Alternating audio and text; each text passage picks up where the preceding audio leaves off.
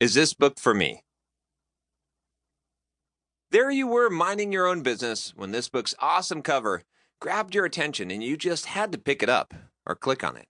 Now you're listening to this audio intro and you're asking yourself, is this book for me?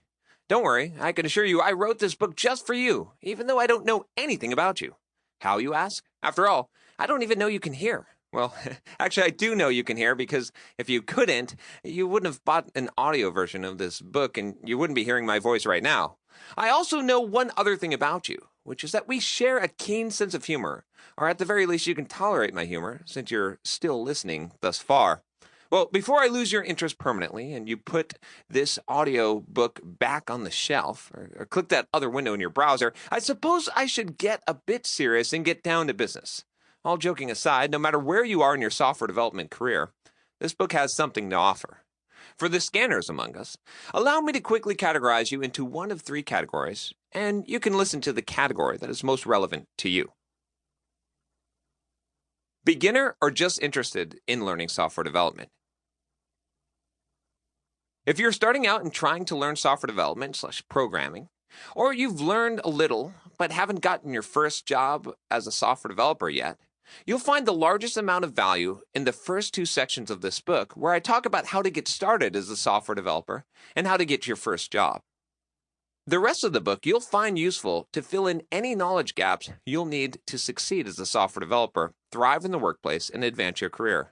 You'll find relevant topics in this book that you won't find in any other book on software development that I'm aware of, which will help you get rid of all the confusion with how to actually get your start, learn your first programming language, and navigate the murky waters of college versus coding boot camps versus self-taught education.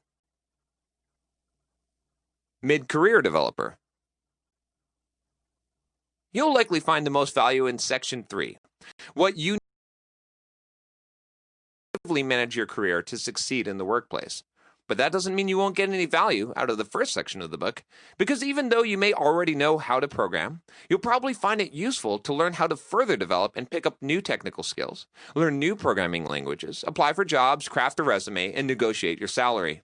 And if you're interested in advancing your career, which you should be, you'll find the last section of this book, Advancing Your Career, useful as well. Experienced professional. I know you know all this stuff. You don't need a basic book from some hot shot on how to get started as a software developer. You don't need to learn what source control is or get insight on whether you should go to college or boot camp. I get it, really, I do. But trust me on this one. This book is still for you. Here's why. First of all, about half of this book is dedicated to working as a developer and advancing your career.